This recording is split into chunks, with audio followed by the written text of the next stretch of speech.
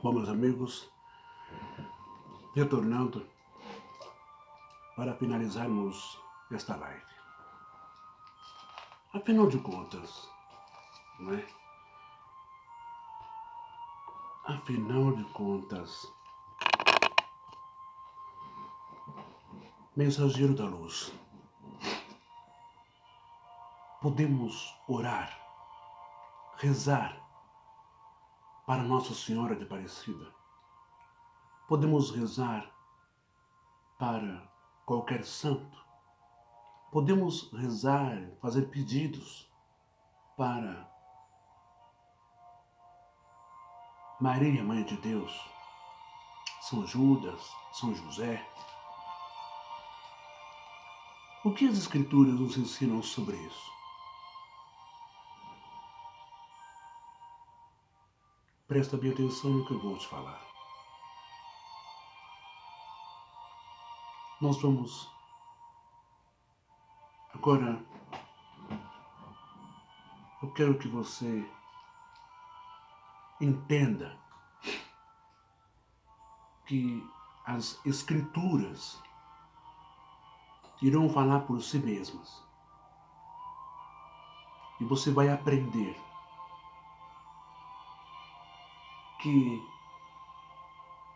muitas vezes aquela intuição que você teve de não ir em uma festa, em uma balada, em um aniversário, de não sair com o carro naquela hora, de esperar mais um pouco, de não ir ao clube, ou de não comer tal coisa, de não andar com tal pessoa, você vai entender que não foi uma intuição, não foi sorte, não foi coincidência, não foi coisa do acaso.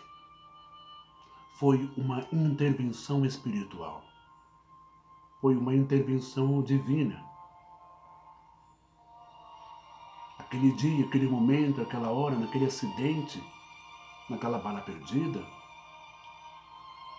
naquele atropelamento, naquele afogamento, naquela queda, naquele incêndio, naquela briga, naquele coma, naquela overdose.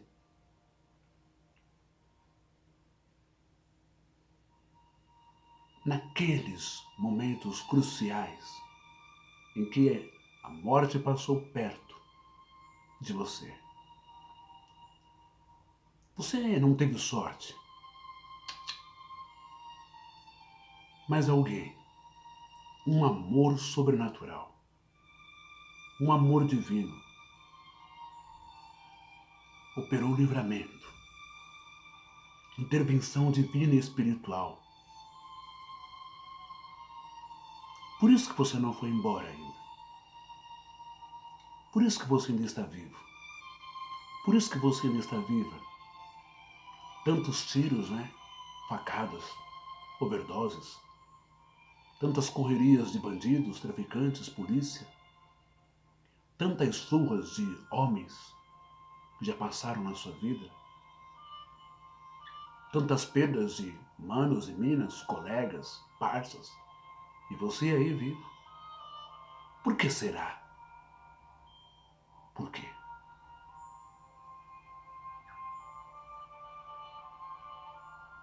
Porque alguém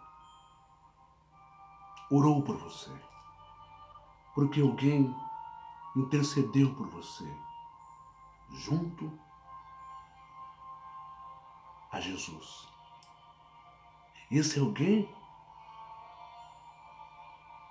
você menos espera. Mas foi seu pai, sua mãe que já não está mais aqui, ou seu filho, ou seu avô, ou sua avó. Todos pediram aos seus mentores, aos seus anjos, aos prestadores de serviços da espiritualidade, aos anjos, aos servidores, aos advogados. Todos correram junto à Mãe de Deus.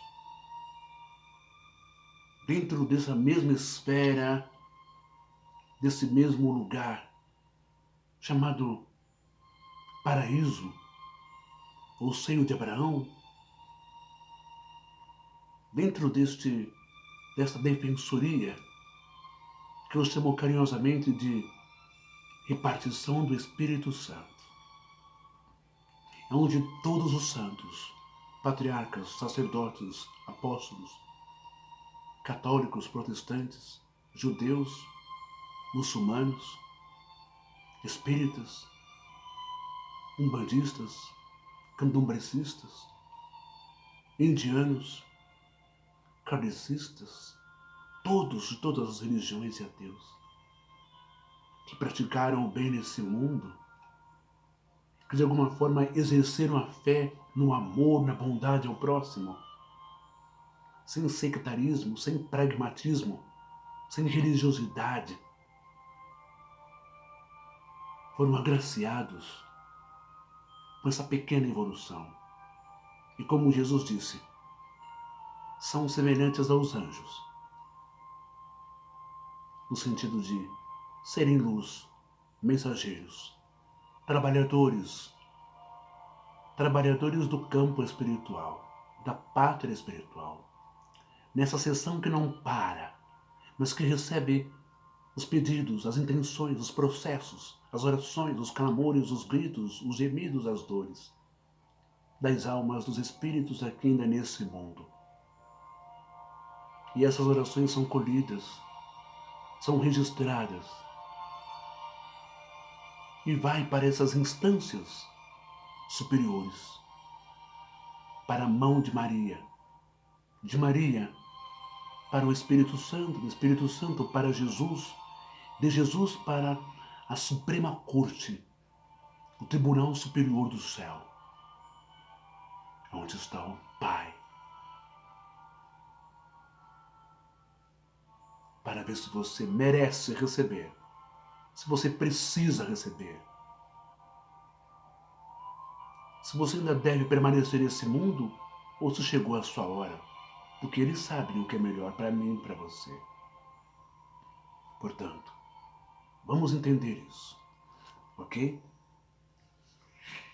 Tudo começa, meus queridos e amados irmãos, deixa eu só parar mais um minutinho aqui, só para dar uma...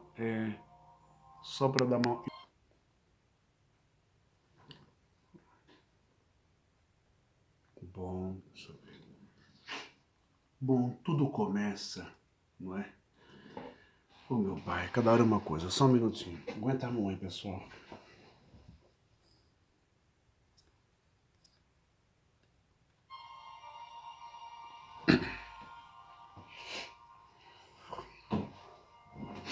Pronto, agora sim. Tudo começa na guerra acirrada, na discrepância de teologia.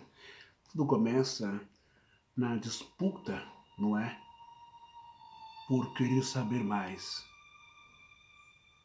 por teorias e por muita teoria, muito dogma, muito desgaste teológico, muita hermenêutica, muita semântica, muita exegese e pouca experiência, pouca vivência, pouca comunhão. Nesse sentido, eu concordo com Shaul, com Paulo. A letra mata, a letra mata, mas o Espírito sim, o Espírito vivifica. Para começar a falar sobre isso, intercessão, se podemos rezar para Maria, Mãe de Deus, Mãe de Jesus. Por que eu falo Maria, Mãe de Deus, Mãe de Jesus? Você é cristão? Você é evangélico? Logo você acredita que o Verbo encarnado é Jesus. Logo você acredita que o sofredor de Isaías 53 é Jesus. Logo você acredita que o menino que nasceu, de Isaías 7,14, é Jesus, por Maria, a Virgem. Logo você acredita que a anunciação do anjo Gabriel a Maria, o Filho de Deus, gerado pelo Espírito Santo, é Jesus. Então Jesus é Deus. Sim ou não?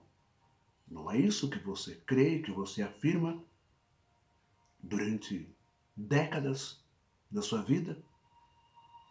Pois então, se Jesus é Deus,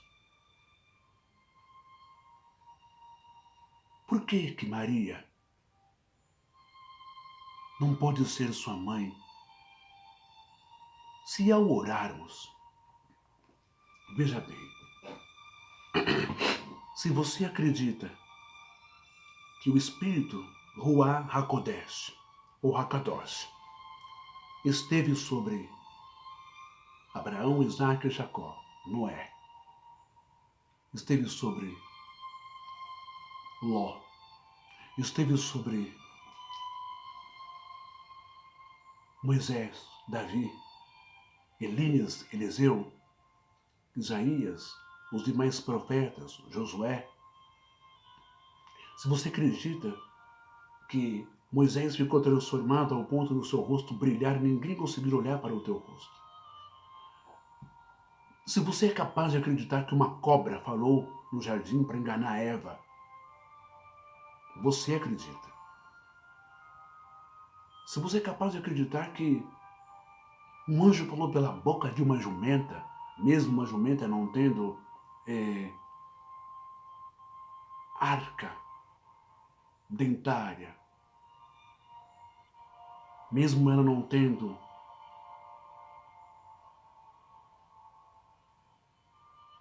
língua, garganta,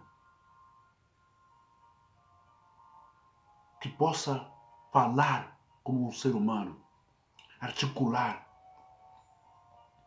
Se você acredita que um anjo falou pela boca de uma jumenta, se você acredita em tantas coisas, se você acredita em Bolsonaro, em Lula, se você acredita em Edir Macedo, em Valdemiro, em Malafaia, em João Ribe, em Henrique Soares, se você acredita em Davi Miranda, se você acredita em Estevão Hernandes, e Sônia Hernandes, se você acredita nos pastores do califado assembleiano, se você acredita em todos esses homens, se você acredita em Padre Robson, se você acredita que a sua oração transforma um pão em corpo divino de Jesus e vinho em o sangue de Jesus, por que você não pode acreditar que para Maria receber Deus Santo no teu ventre, ela também não pode ter passado por uma transubstanciação, por uma transformação divina para ser mãe de um Deus? Porque senão fica muito mitológico a coisa, igual a mitologia grega. Hércules, filho de deusa, filho de um deus que teve relação com uma mortal. Jesus, filho de um deus que é inserido dentro do ventre de uma mortal. Fica muito mitológico. Então, para você que crê, você não pode deixar de pensar e refletir que Maria passou a ser transformada de ser humano, de mulher, para um ser espiritual, para um ser elevado, para poder receber um ser poderoso e divino no seu ventre. Mesmo ele tendo se feito homem, era Deus. Portanto,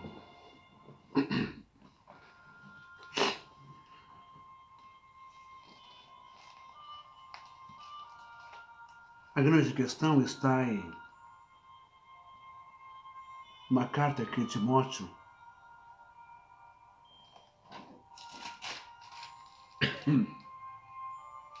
recebe de Paulo, a primeira epístola, em grego, carta de Timóteo, capítulo 1, e versículo 5, aonde diz: porquanto há um só Deus e um só mediador entre Deus e os homens, Cristo Jesus, homem, o qual a si mesmo se deu em resgate por todos. Testemunho que se deve prestar em tempos oportunos. Para isto fui designado, pregador e apóstolo. Afirmo a verdade, não minto. Mestre dos gentios na fé e na verdade.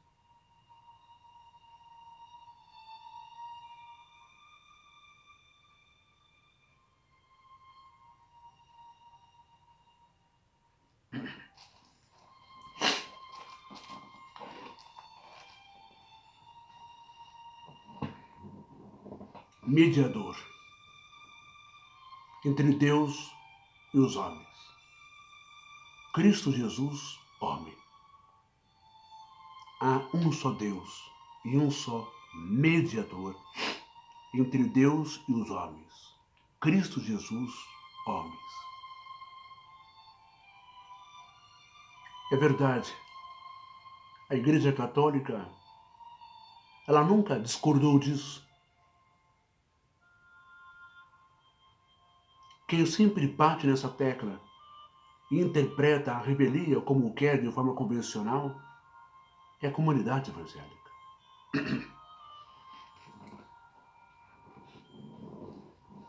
Porque Paulo, ele, aqui nesse momento, está dizendo que há um só Deus e um só mediador entre Deus e os homens. Será que Paulo novamente está se equivocando ou ele está contradizendo Moisés mais uma vez? Ele diz que há um só Deus, mas quando nós olhamos no livro de Gênesis, capítulo 1 e versículo 26 de Bereshit, também disse Deus. Passamos. Não está no singular, está no plural. Deus está falando com quem? Com ele mesmo? Deus é esquizofrênico, ele fala sozinho? Ou Deus está falando com outros deuses? Talvez com sua amada, com sua esposa, na espiritualidade? Com outros deuses? Porque a palavra Elohim quer dizer, no prefixo, no início, na raiz, El, Deus, aponta para único Deus. Segue a raiz pelo tronco, tem o sufixo, Rim, que quer dizer, no plural, vários deuses. Homens, deuses falsos, autoridades, sacerdotes, reis, homens poderosos. Então, com quem Deus está falando? Façamos. Só existe Ele único? Ou existe talvez a sua companheira, a sua esposa na espiritualidade? Talvez a família de Deus? É para se pensar. Porquanto há um só Deus e um só mediador entre Deus e os homens, Cristo Jesus, o homem. A bem da verdade, meus queridos e amados irmãos, isto faz sentido quando nós cometemos algum erro, somos levados à delegacia de polícia, é aberto um inquérito, o delegado oferece denúncia, o Ministério Público acata a denúncia, investiga e depois oferece ao juiz. E assim vai indo. Vai se recorrendo de sentenças do fórum para o tribunal,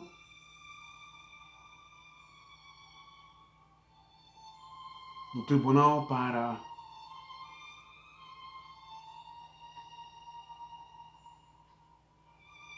o Supremo Tribunal, do Supremo Tribunal vai para o Supremo Tribunal Federal. Como que eu posso te explicar? O Pai está aqui. Supremo Tribunal Federal, Suprema Corte do Céu. O Pai e sua família, o Pai e os seus funcionários, o Pai e sua corte. Aqui, logo aqui na frente, ou abaixo um pouco, está o tribunal. Aonde está Jesus, Cristo, o juiz. E mais abaixo desse tribunal está o fórum, aonde está o Espírito Santo, aonde está Maria Santíssima, que é conhecido como o seio de Abraão. Mas por que esse lugar, segundo a passagem de Lucas, teria que ser o seio de Abraão? Homem que cometeu tantos erros com Sara, que deixou seu filho a morrer no deserto. E se não fosse intervenção divina, Ismael e Agar teriam morrido.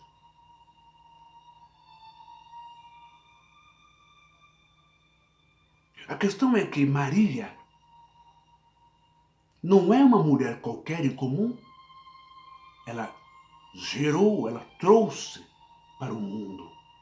Maria não foi apenas, repito, uma bolsa de canguru ou um útero de aluguel, uma barriga de aluguel. Jesus não foi um bebê de proveta. Maria, ela foi a conexão, ela foi transformada pela espiritualidade. Se Elias foi elevado ao céu, se Enoque foi elevado ao céu,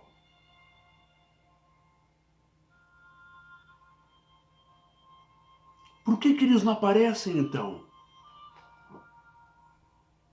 Primeiro, para serem os receptores, para serem os mentores do tal seio de Abraão, desta dimensão.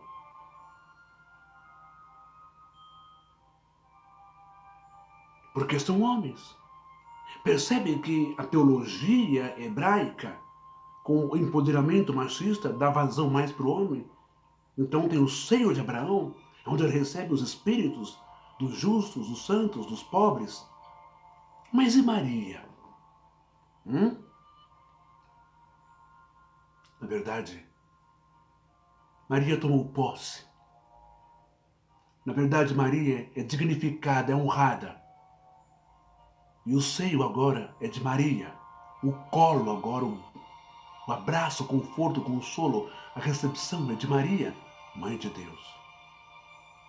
E eu vou explicar para você o porquê que agora é Maria que está no lugar de Abraão, na espiritualidade, e recebe nossas orações, intenções, clamores, e vai distribuindo para os advogados, porque Espírito Santo quer dizer Paráclito, Espírito Santo, todos os espíritos santo, separado do corpo, de santos, de profetas, de patriarcas, de sacerdotes, de justos, de crentes, do mundo inteiro, de todos os séculos, fazem parte nessa dimensão de trabalhadores, nesta sessão pública do céu, de levarem processos, emendas para o fórum.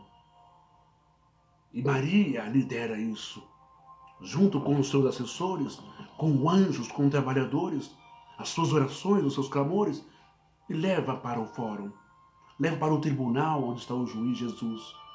É analisado e é levado para o Supremo Tribunal Federal, para o Supremo Tribunal, Suprema Corte do Céu. Você consegue entender agora? É óbvio que Jesus, ele é o único mediador. Sem ele, ninguém chega ao Pai. Jesus continua, mas Jesus delega abaixo dele também o trabalho e o serviço. Ele disse, meu Pai trabalha até agora. Na espiritualidade não tem tempo, espaço para vagabundo, para preguiçoso. Lá trabalha-se. Lá se faz alguma coisa de útil em prol do outro. Sabe? Em prol da tua vida que aqui está. Eu vou mostrar dentro das Sagradas Escrituras. Para validar isso que eu estou falando.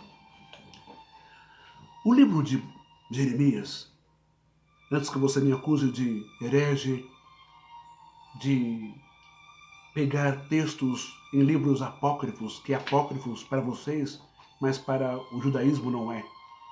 E nem para o catolicismo, como Macabeus.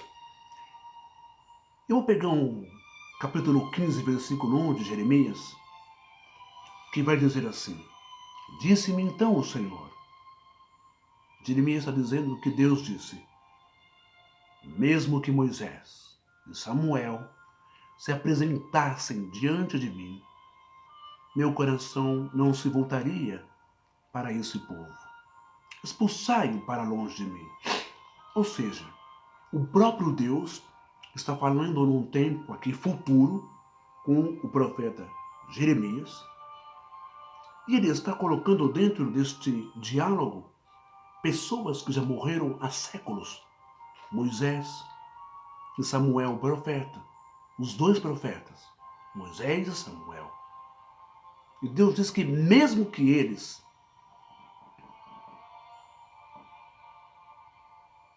se apresentassem diante dele para interceder pelo povo, meu coração não se voltaria para esse povo.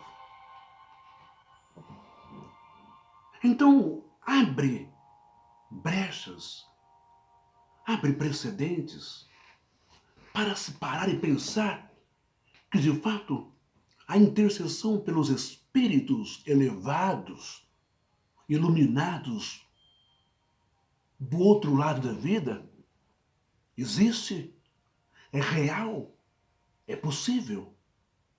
Porque o próprio Deus está dizendo em Jeremias, não é um livro apócrifo, não é um livro sem inspiração.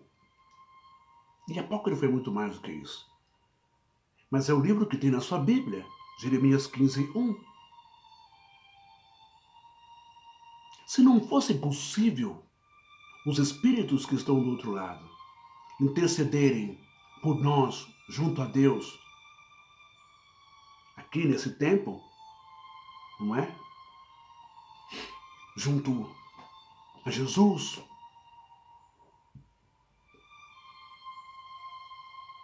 Se não fosse possível isso, Deus não cogitaria, pensaria, citaria essa possibilidade. Você entende?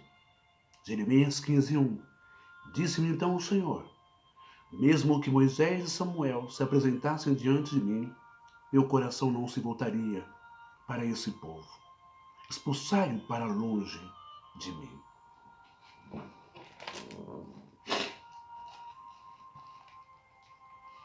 Agora vamos para uma parte muito importante, porque Embora a comunidade judaica possa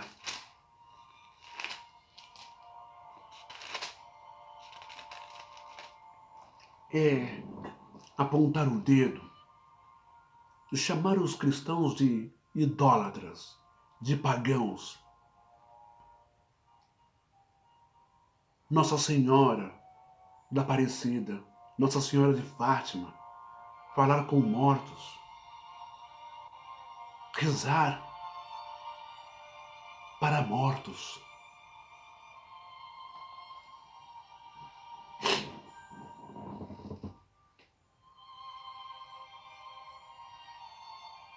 Isso é proibido na lei de Moisés.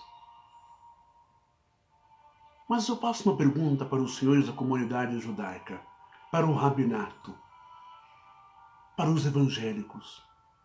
O que é que os senhores de barba grande, chapéu preto, capote preto, o que é que os rabinos, crianças, adolescentes, jovens adultos e mulheres,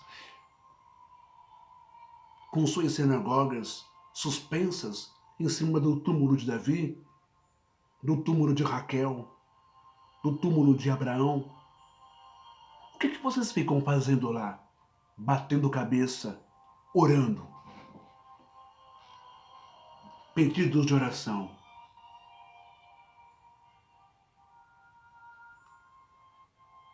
Você que é evangélico não sabe, mas antes de você, evangélico, e você, judeu, apontar o dedo e criticar e chamar os católicos de idólatras e de cometerem pecado de falar com Maria, ou com José, ou com Paulo, ou com Santo Antônio, ou com São Francisco, ou com São Judas, vocês também devem parar, pensar e olhar que vocês também falam com Davi, vocês também falam com Abraão, vocês também falam com Jó no seu túmulo. E vocês também, há 3.000 anos, falam com Raquel. Segura essa, cristãos, segura essa, evangélicos.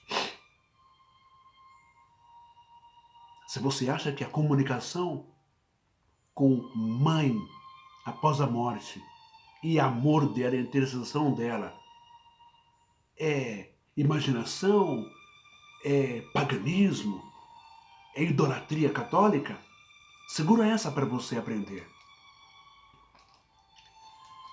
O livro de Gênesis vai nos contar a história de que Raquel, ela vem aparecer e entrar em óbito nos braços de Jacó, assim que nasce Benjamim.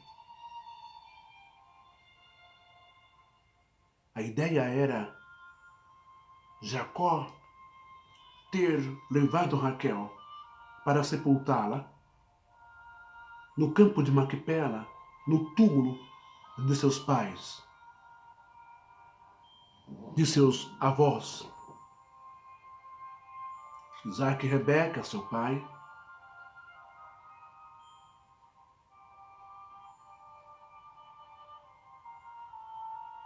Abraão e Sara, seus avós, o mausoléu da família.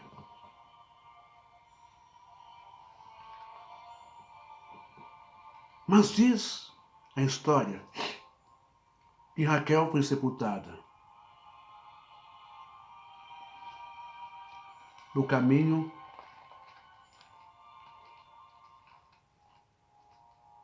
eu vou ler para você.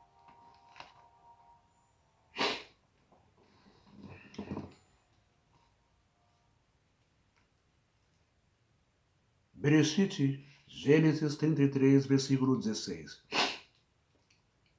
Partiram de Betel e, havendo ainda pequena distância para chegar a Efrata, deu à luz Raquel um filho, cujo nome lhe foi a ela penoso, em meio às dores do parto. Disse-lhe a parteira: não temas, pois ainda terás este filho. Ao sair-lhe a alma, ela morreu, entrou em óbito, deu-lhe o nome de Renoni. mas seu pai lhe chamou Benjamim. Assim morreu Raquel e foi sepultada a caminho de Efrata, que é Belém. Sobre a sepultura de Raquel, levantou Jacó uma coluna que existe até hoje. Então partiu Israel e armou a sua tenda, além da torre de Eder. E aconteceu que, habitando Israel naquela terra, foi Rubem, se deitou com Bila, concubina de seu pai, e Israel o soube. Eram 12 filhos.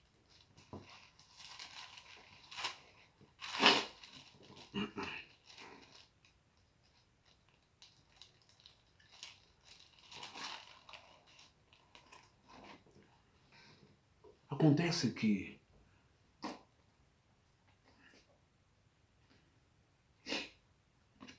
essa história,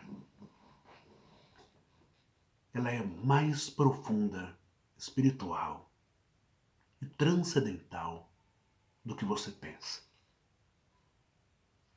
Enquanto os cristãos têm como matriarca, mãe espiritual, Virgem Maria, Maria Santíssima, Nossa Senhora de Fátima, esses nomes, essas mulheres que apontam para uma só, Maria, o povo hebreu, o povo israelita, o povo judeu tem como matriarca Raquel. Raquel, crentaiada, evangélicos pentecostais. E deixe-me partilhar com vocês. Existe uma profecia de Jeremias, no capítulo 31, versículo 15, que diz: Assim diz o Senhor, ouviu-se um clamor em Ramá, pranto e grande lamento. Era Raquel chorando por seus filhos. É inconsolável por causa deles, porque já não existem. Assim diz o Senhor: reprime a tua voz de choro e as lágrimas de teus olhos, porque a recompensa para as tuas obras, diz o Senhor, pois os teus filhos voltarão da terra do inimigo. Há esperança para o teu futuro, diz o Senhor, porque teus filhos voltarão para os seus territórios. Essa palavra, ela vem para Jeremias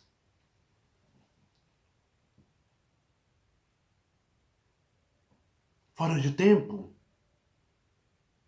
Raquel não teve tempo de chorar pelos seus filhos, Benjamim e José, porque Raquel, ela morre e não vê o seu filho sair. O seu filho sai do corpo, ele nasce. Mas uma coisa me chama a atenção no texto. Observe comigo de novo. Em meio às dores do parto, Gênesis 33, 17, disse-lhe a parteira: não temas, ainda terás esse filho. Ao sair-lhe a alma, porque morreu, Gênesis 33, 18, deu-lhe o nome de Benoni, mas seu pai lhe chamou Benjamim. Assim morreu Raquel e foi sepultada no caminho de Efrata, que é Belém. Mas me espera um pouco. No começo do versículo 18 diz: ao sair-lhe a alma, porque morreu, deu-lhe o nome de Benoni, mas seu pai lhe chamou Benjamim. Quem deu o nome de Benoni para o bebê que sai de dentro de Raquel. Ao sair-lhe a alma, porque morreu, ela morreu. Ela não viu o seu filho. Ela nem ouviu o choro. Porque ela morreu, deu óbito. Inconsciência, saiu do corpo. Ela morreu. Ao sair-lhe a alma, porque morreu, deu-lhe o nome de Benoni. Mas seu pai lhe chamou Benjamim. Sabe aqui que o texto está sendo bem claro? Que no ato em que veio as dores de parto, em que o bebê começa, as contrações ficam fortes, as dores ficam fortes, Raquel entra em óbito. Ela morre. E quando ela morre, o bebê nasce. Assim que o bebê nasce, o espírito, consciência fora do corpo. Quem já participou de seminários e palestras de EQMs, experiências quase morte, vai entender o que eu estou falando. Pessoas que sofreram uma parada cardíaca, pessoas que deram óbito, não é? Pessoas em processo de cirurgia que faleceram, e outras que tiveram só EQMs, experiência quase morte. Outras vieram a óbito por alguns minutos e que saíram do corpo e viram a manobra de ressuscitação, não é? Até voltar. E o espírito volta para o corpo, porque ainda não é a hora. O que acontece com Raquel? Ela morre, ela sai do corpo e ela dá o nome de Benoni. Mas quem está ouvindo? Quem está vendo? Talvez Jacó tenha tido essa percepção, essa mediunidade, essa sensibilidade espiritual. Talvez ele tenha a visto, talvez ele tenha ouvido e discorda e dá o nome de Benjamim. Você consegue entender esse evento maravilhoso espiritual?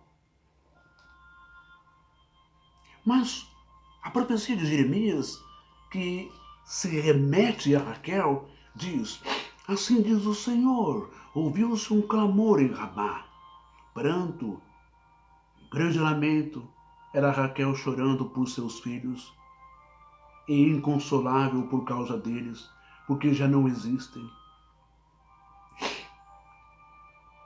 Assim diz o Senhor, reprime a tua voz de choro e as lágrimas de teus olhos, porque há recompensa para as tuas obras, diz o Senhor, pois os teus filhos voltarão da terra do inimigo. Há esperança para o teu futuro, diz o Senhor, porque teus filhos voltarão para os seus territórios. Raquel morreu séculos antes dessa profecia vir para Isaías.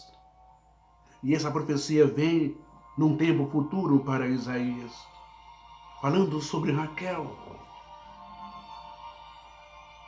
Ouviu-se um clamor em Ramá, pranto e grande lamento. Era Raquel chorando por seus filhos. Fisicamente, no corpo, Raquel não teve tempo de chorar. Não teve tempo de ver o seu filho nascer. Não teve tempo de chorar fisicamente. Mas em espírito, fora do corpo, Raquel viu seu filho, deu o nome de Benoni, mas Jacó deu o nome de Benjamim. Mas essa profecia ela é muito mais profunda e espiritual do que você imagina. Ela prova, ela atesta a todos nós, ela autentica no cartório de Deus, ela reconhece, firma no cartório da espiritualidade, que ninguém morre, que o que morre é o corpo, porque Raquel, segura essa, evangélico, isso consta no Midrash, não está aqui em Bereshit, na Bíblia, transliterada com um montão de erro e adultérios, verdades retiradas e mentiras colocadas, os chamados acréscimos. É essa Bíblia que você tem na sua mão. Mas no Midrash, que é a cópia mais fiel, 100% fiel ao original, no Midrash e na Cabala hebraica. Consta, quando se fala Cabala, é a parte espiritual, mística das possibilidades que ultrapassa o limite da teologia sistemática, das coisas exatas e lógicas, das experiências, das intimidades espirituais com o mundo espiritual. E no Midrash hebraico diz que quando Raquel morre,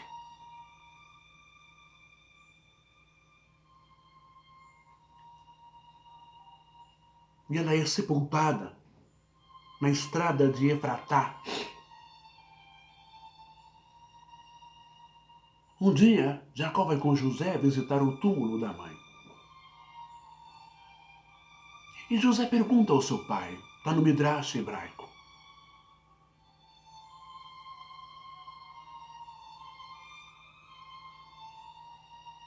pai, por que a mãe foi sepultada aqui? Por que ela não foi sepultada nos túmulos dos avós? Nos túmulos dos bisavós? No campo de Macpela, onde está Abraão e Sara, Isaac e Rebeca?